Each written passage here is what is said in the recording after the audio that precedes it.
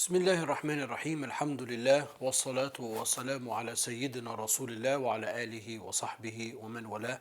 Welcome back everyone to our concluding class in this unit, which unfortunately did not come at the bright moment. I wish I would have been able to conclude this chapter, but then that would not leave enough material for the final unit in which we will take manumission.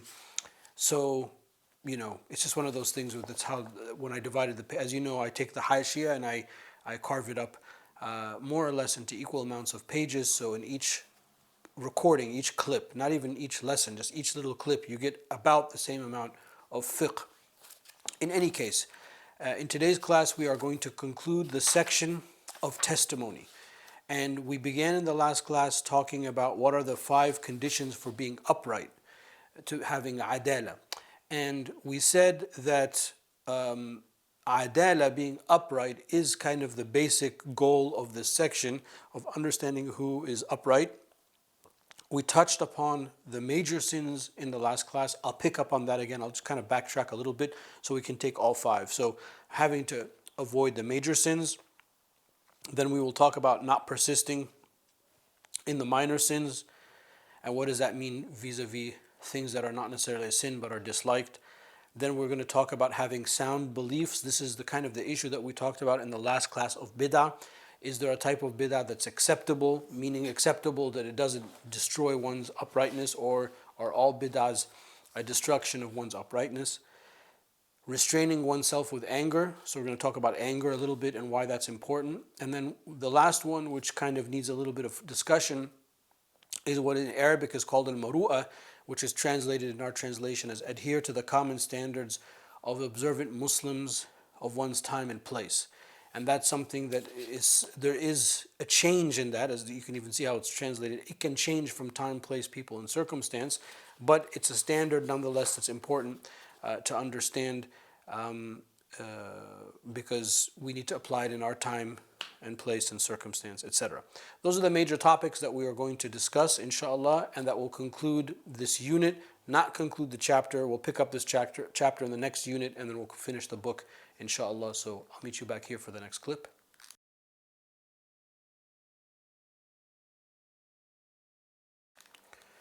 So we begin the way we always begin, turning to the words of Abi Shuja' radiallahu anhu. And he says, قال المصنف رحمه الله ونفعنا بعلومه في الدارين آمين. وللعدالة 5 شرائط: أن يكون مجتنبا للكبائر غير مصر على القليل من الصغائر، سليم السريرة، مأمون الغضب، محافظا على مروءة مثله. So our beloved Qadi Abu Shuja' radiallahu anhu, he says, may Allah Ta'ala have mercy on him, and may we benefit from his knowledge in this world and the next. I'll just take all 5 as I did in the Arabic.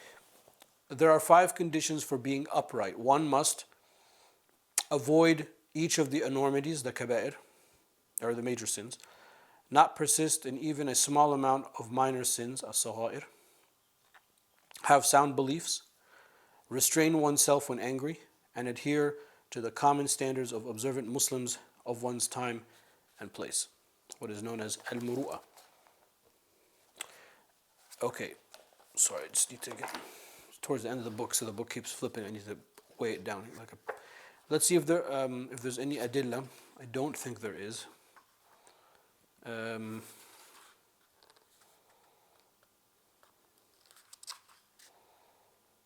Yeah, here he just has.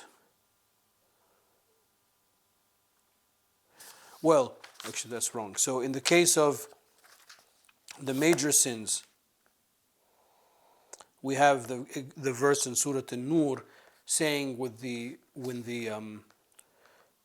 eyewitnesses for the crime for zina come but are not complete, or they renege, etc., then Allah Ta'ala says, وَلَا تَقْبَلُ لَهُمْ شَهَادَةً أَبَدًا وَأُولَٰئِكَ هُمُ الْفَاسِقُونَ. So do not accept their testimony after that forever, and they are the ones that are the evildoers.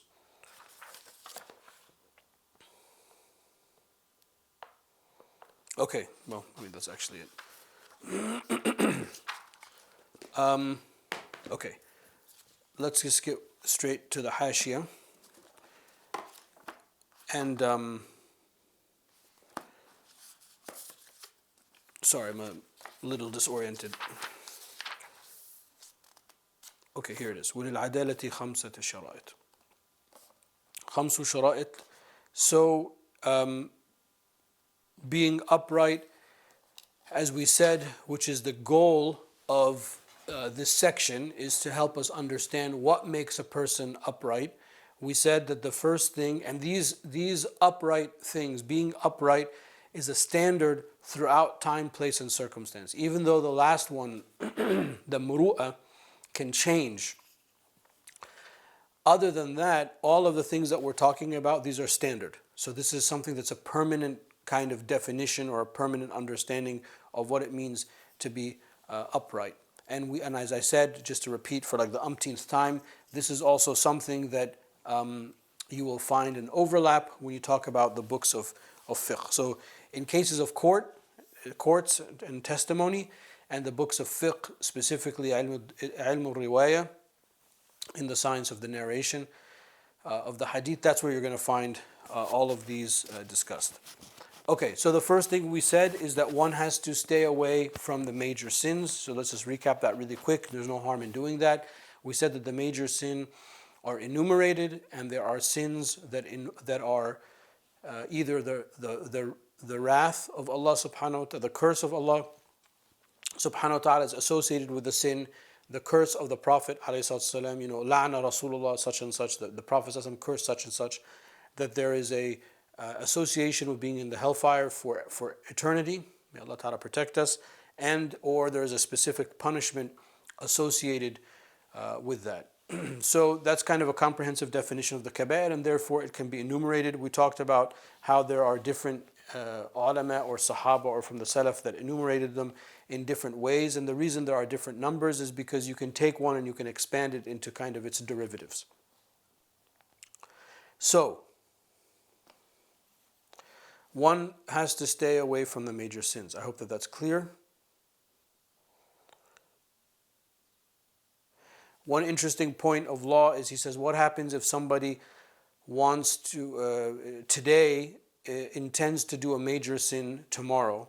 So they say that intending to engage in a major sin tomorrow itself is a minor sin, not a major sin, except for the issue of disbelief of kufr. If somebody has intended to commit kufr tomorrow, then at the instant that they had that intention, they have committed kufr. So that would be the one exception. So that's kind of a little point of law. And since we have the time and space in today's lecture, we can kind of bring up these small things. I mean, small points. It's not a small matter. It's a major matter.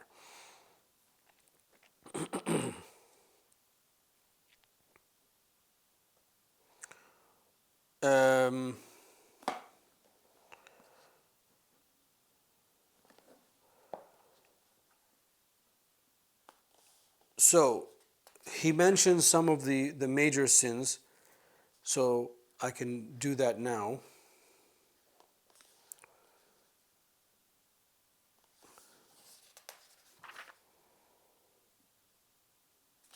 Why can't I find it?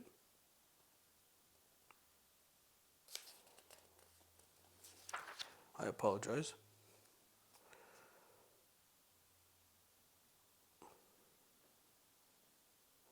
Yeah. For example, leaving the prayer, advancing or delaying the prayer without reason, not paying zakah, engaging in zina, killing an innocent person, homosexuality, false testimony, forgetting the Quran, or being lazy with reviewing the Quran, being despondent with Allah's mercy, feeling that one is safe from Allah's punishment, being bad to one's parents, consuming riba, taking the wealth or the property of the orphans, breaking your fast in Ramadan without excuse, leaving off al-amr bil-ma'ruf wa nahy al-munkar, enjoining the good and forbidding the evil,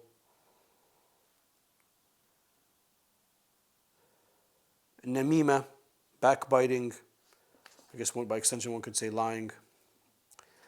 And he said, وَبِالْجُمْلَةِ فَالْكَبَائِرُ كَثِيرًا. So in general, there are many, and as we said in the last class, Ibn Abbas says that there are 70, and then Sa'id ibn Jubayr said there are closer to 700, and I explained why, because there's a difference of how you kind of enumerate and expand.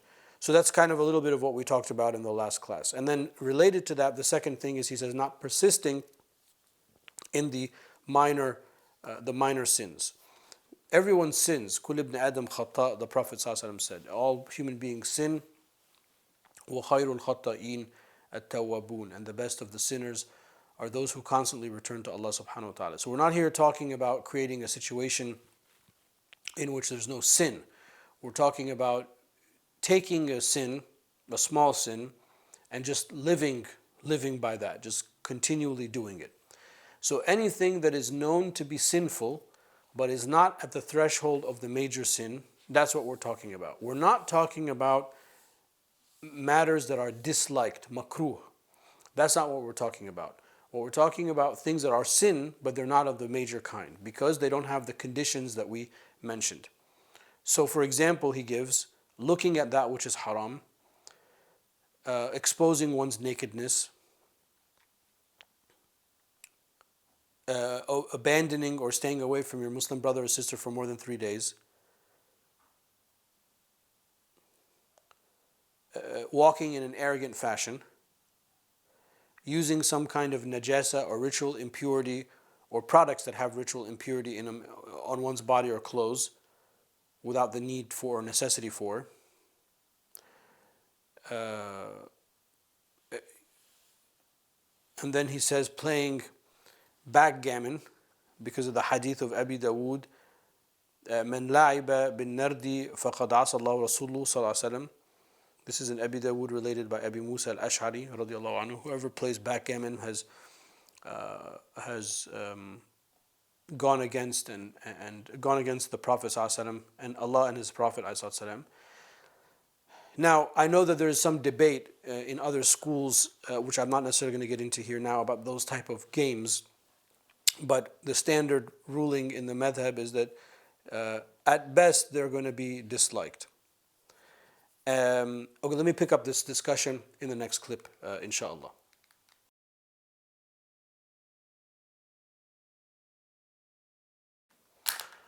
All right, so the second thing, the first thing that the person has to stay away from in order to be considered upright is the major sins. And we talked about that in the last class, and I basically almost repeated the whole thing again this time. I apologize, I didn't mean for it to be like that. And then the second thing is we said not to persist in the small sins. So persist means that if somebody does one of these small sins, one of the things that we just mentioned in the last clip, towards the end of the last clip, but any other sin that's considered a minor sin, in and of itself, other than the personal responsibility of having to make tawbah, it does not necessitate that one is no longer considered upright. What he's talking about here is persisting in it.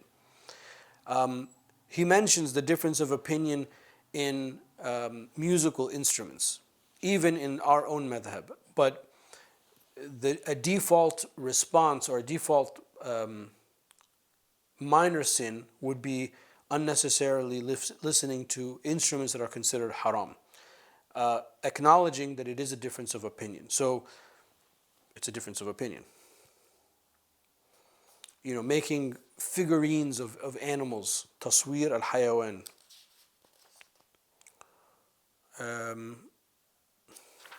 Adorning your house with haram things, etc., etc., etc. So he says, or Ibn Qasim says, فَلَا تُقْبَلُ شَهَادَةُ الْمُصِرَّ عَلَيْهَا.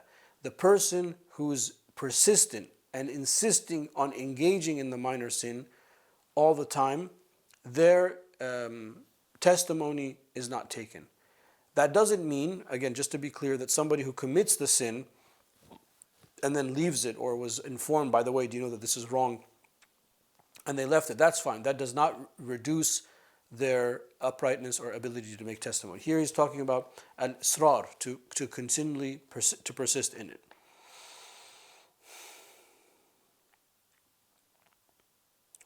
And then Ibn al-Bayjuri says something interesting to commenting on what we just said.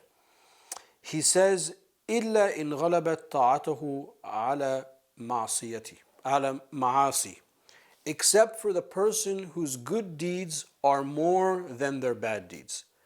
So even if somebody engages in the minor sin continually, the assumption in the original text of the jurists, in this case Abi Shuja, and then the main one who comments, which what is what we're reading for Ibn Qasim, is that it would make you think that the main assumption is that this is a bad person, so therefore their uprightness is not established. Why they're a bad person? Well, a good person wouldn't be continually insistent.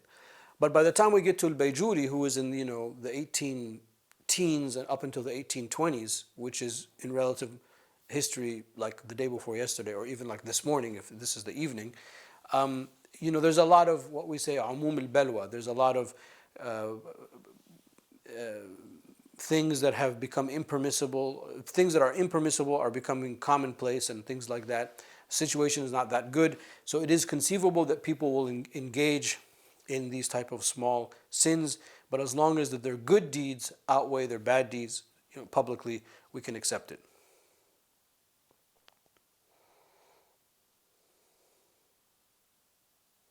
And then al-Bayjuri says, even if it makes it seem prima facie from what the author has said, that the person who engages in the small deeds, the small sins consistently, they are absolutely rejected for their uprightness. And that's not the case. So I wanted also to mention that.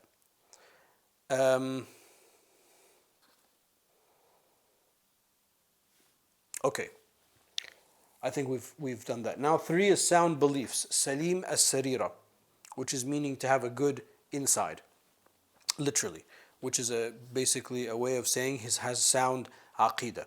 Now we talked about that, but let's get into the details of that.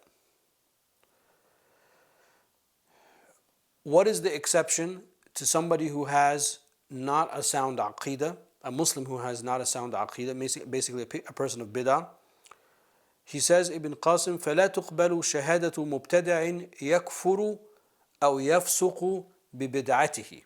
So the 2 exceptions is that the person who has this bid'ah belief, as long as this bid'ah doesn't lead to disbelief, or it does not lead to being labeled a fasiq, an evildoer, then the concept of the bid'ah itself we can accept. What is a concept of the bid'ah itself that we can accept? I think in the last class I gave you an example. If somebody, for example, negates the Mi'raj, okay, that's wrong, because the Mi'raj is established through the rigorous hadith and many hadith. But it's not a core belief. It's not like denying that Allah Ta'ala is all knowing, for example. If you deny that, then you have major problems. You're on one hair away from being a disbeliever in the Islamic tradition.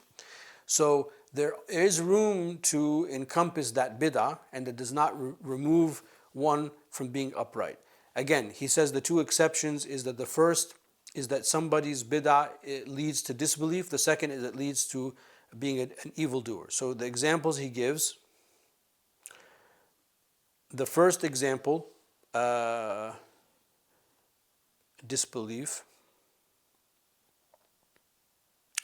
For example, somebody who denies resurrection. SubhanAllah, that was the example I gave last time too. That's tawfiq from Allah subhanahu wa ta'ala. Somebody who denies resurrection, or denies Allah Ta'ala knows particulars, or somebody who denies the created nature of the world, arguing that the world is eternal, and the like.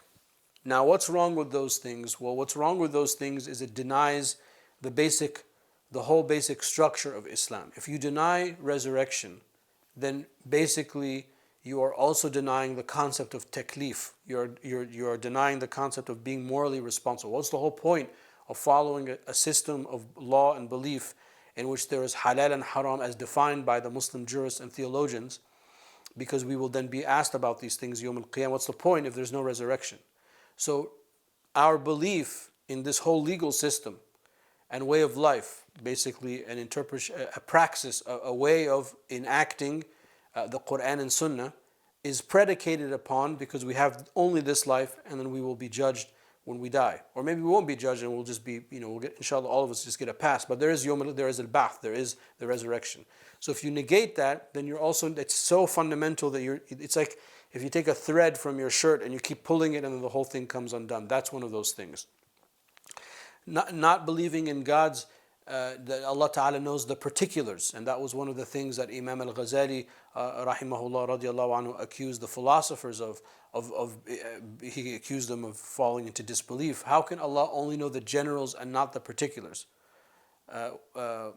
وعنده مفاتح الغيب لا يعلمها إلا هو ويعلم ما في البر والبحر وما تسقط من ورقة إلا يعلمها ولا حبة ولا رطب ولا حبة ولا رطب ولا يابس إلا في كتاب مبين. Yani there's nothing that crawls on earth or falls from a tree or stirs except that Allah Ta'ala knows. This is the verse from the Quran.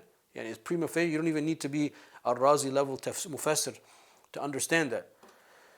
ولا رطب ولا يابس إلا في كتاب مبين. I mean, everything has been in a preordained book by Allah Subhanahu wa Ta'ala. So to negate that Allah Subhanahu wa Ta'ala knows the particulars, that's obviously going to remove you from belief. And then the believing in the eternality of the world, al-qidam. Al-qidam does not mean old. When we say qadim in the language of theology, we means pre-eternal or without beginning. Only Allah Ta'ala is pre-eternal. Everything else is hadith. Everything else is created. So therefore, if you believe that this world has no beginning, then you've created an associate with Allah Subhanahu wa Ta'ala, because only Allah Ta'ala has no beginning, because Allah was outside of time. But there was a moment, even before time, so you can't even use the word moment, but there was a situation in which there was nothing. And then Allah says, kun fayakun. So that belief of bid'ah removes one from belief altogether, because it's a fundamental article of our belief. So if somebody has a bid'ah of that magnitude,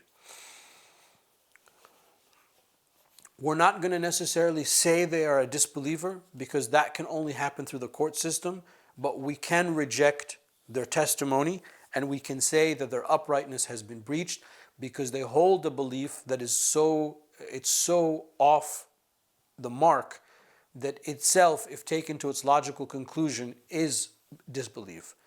So that's the first kind of bid'ah that will not be accepted and will violate somebody's uprightness. I'm running out of time, so I'll pick up the discussion in the next and final clip, inshallah.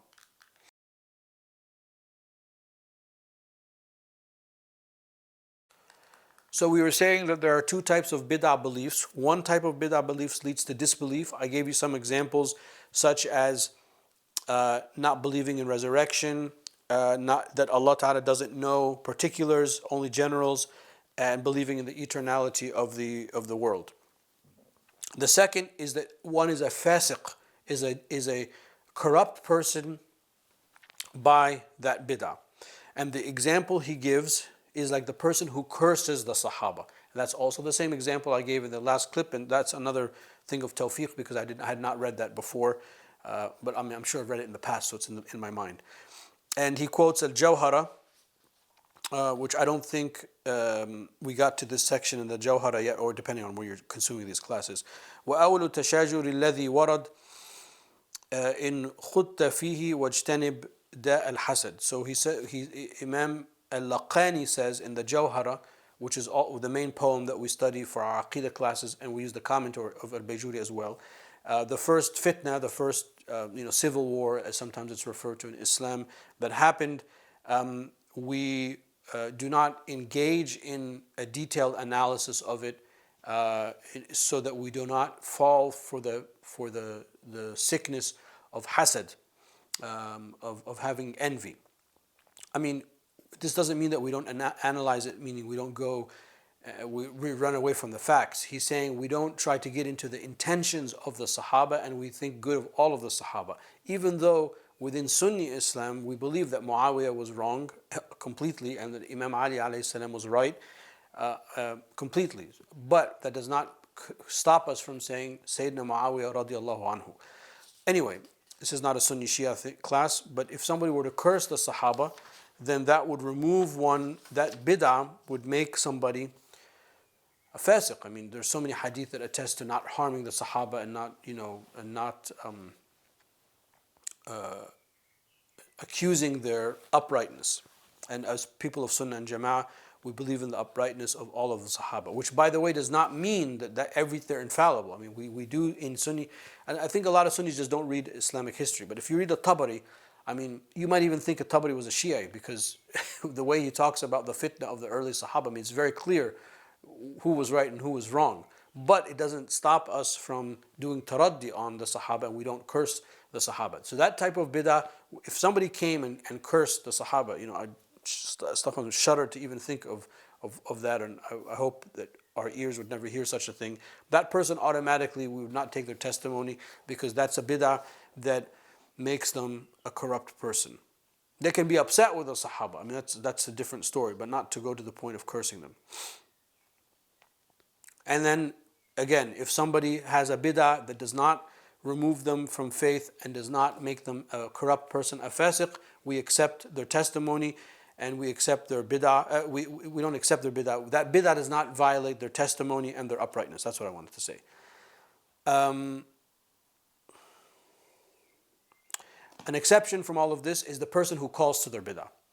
Ad-da'iyah. So somebody who calls to their bid'ah openly, whatever that bid'ah is, they're also going to be an exception to this. Some people, they just inherit bid'ah beliefs. I mean, it's just not their fault. It's kind of the environment they grow up in, or that there's no real ulama in an area. I mean, I grew up in the United States, and that was definitely the case growing up. We had no access to the ulama whatsoever. Not until I got to college did I really start interacting with real thinking Muslims. And this was not like on purpose by my parents or my community. It was just sort of circumstance, and everyone was doing the best they could. But it's very easy in that environment to grow up with wrong ideas and wrong concepts. And now that I'm older and I look back and I get to travel a little bit and see other Muslim minority communities, and that's even worse, I would say, today, because of social media and the power of leveraging. I mean, when I grew up, we didn't have any of that stuff. So it was just sort of what's in your local community, and that's it. So it's understandable that somebody would grow up kind of in an environment where they adopt bid'ah concepts, okay? But that's a far call from somebody openly calling to their bid'ah, which unfortunately people do, and they make a career out of it. That person is not going to be accepted as upright, and their testimony will be accepted. Okay, let's move on from that. Number 4 is refraining from anger. Al-ma'mun al-ghadab. A man came to the Prophet ﷺ and asked him, advise me. He said, don't become angry. He said, no, advise me. He said, don't become angry. He said, no, advise me. He said, don't become angry. So the story itself is an example that the Prophet ﷺ did not express anger about the repeated question. And he's also saying, don't become angry. Now, people misunderstand anger. Imam al-Ghazali, he says, radiallahu anhu, in the Ahya, that a person who does not become angry is not normal. So there's not a contradiction.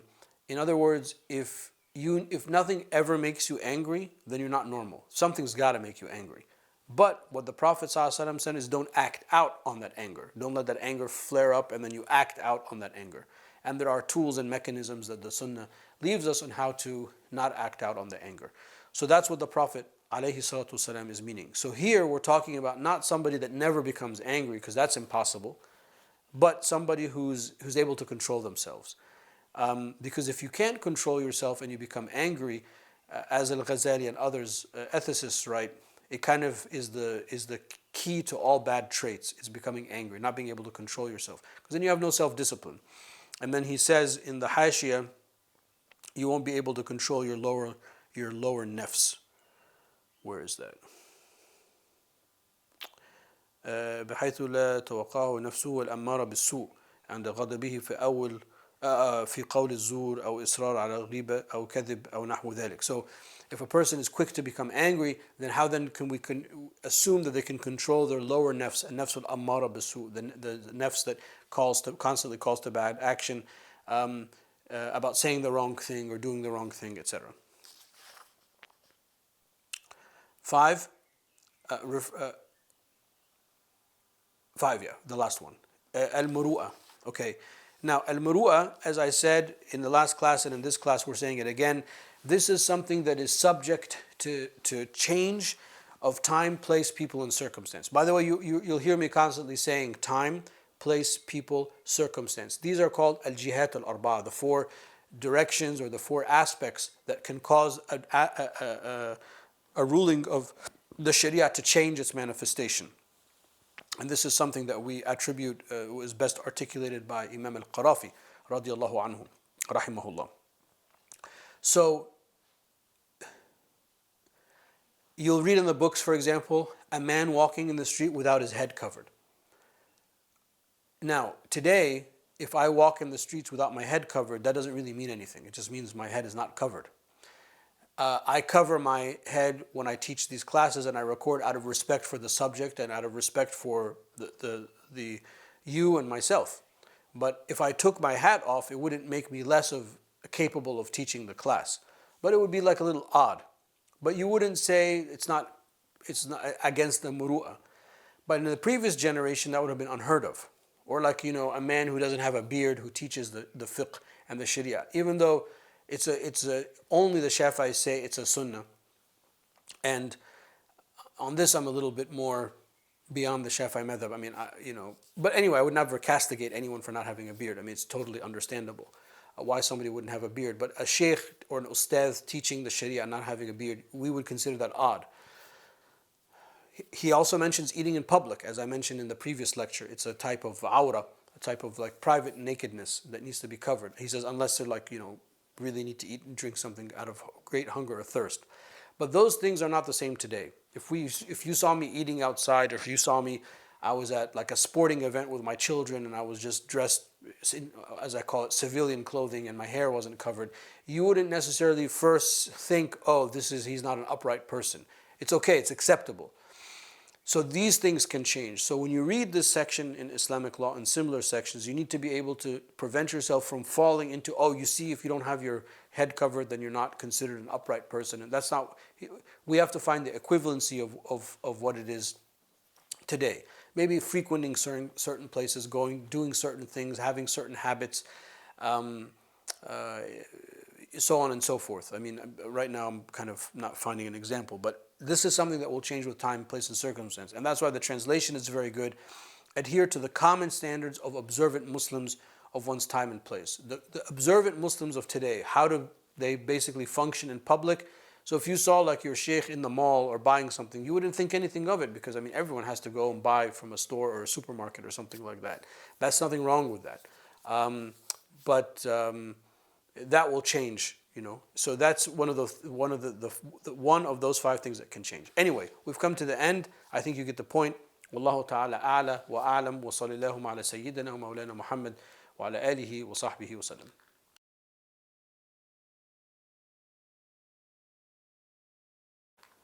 Alhamdulillah, with Allah's tawfiq, we have completed this unit. And we have completed this section. But as I said, unfortunately, we've not completed the chapter. You're going to have to wait for the next unit, which I will pick up with the human rights and divine rights, inadmissible testimony, and then we'll jump into the chapter of manumission, which will conclude this entire book. And if you've gone through all of this with me, then congratulations. That means you've gone through the whole book, and there's a lot of fiqh and a lot of tawfiq. Coming back to what we talked about today, we looked at the section of testimony, concluding the section of testimony, looking at the 5 things that are required for somebody to be considered upright, to have adala. We said the first is they have to avoid completely the major sins, the kaba'ir. And then we said number 2 is they cannot persist in the small sins, the sagha'ir. And we said in not persisting in the small sins, the exception to that is if their good deeds outweigh their bad deeds. Number 3, they have to have sound beliefs. So we talked about bid'ah beliefs, one type of bid'ah belief leading to kufr, one type of bid'ah belief leading to fisq, or being a corrupt type of person. Then we looked at the importance of restraining oneself when angry, and we talked about why that's important. And then we also looked at adhering to the standards of observant Muslims of one's time and place, what we refer to as al-muru'ah. This is something that I said is not, I don't want to use the word subjective, but it does change with changing custom. So these are the main things that we talked about, plus the 5 that we talked about in the previous lecture. about what makes testimony acceptable.